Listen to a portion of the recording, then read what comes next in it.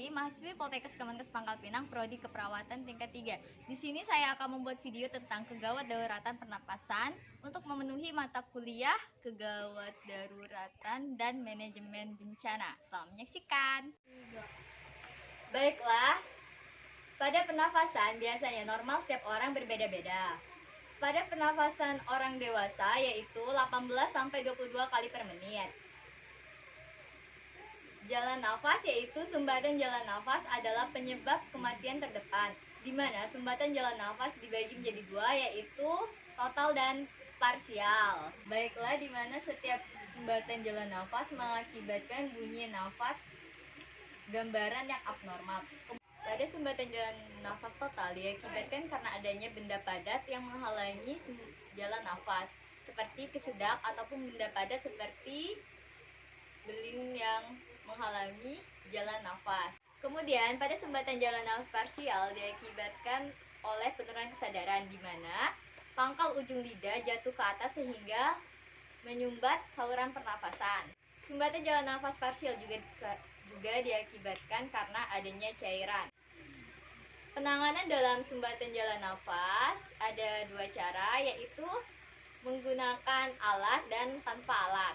Penanganan sumbatan jalan nafas tanpa alat yaitu dengan head-till chin lift.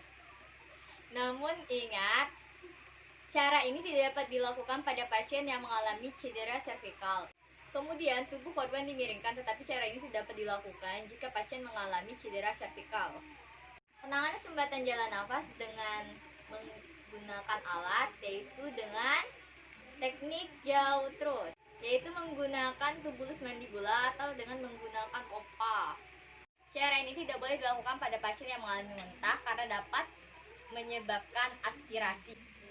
Baiklah, kita akan melakukan penanganan sumbatan jalan nafas tanpa alat yaitu dengan head-till chin lift, di mana tindakan ini tidak boleh dilakukan pada pasien yang mengalami cedera servikal. Baiklah, kita akan mempraktikkannya yaitu dengan mengangkat dagu dan menekan bagian dahi. Selanjutnya tubuh korban kita miringkan, tetapi dalam melakukan tindakan ini kita harus tetap mengingat bahwa tindakan ini dilakukan ketika pasien tidak mengalami cedera servikal, yaitu letakkan salah satu tangan di bagian pipi, kemudian miringkan pasien.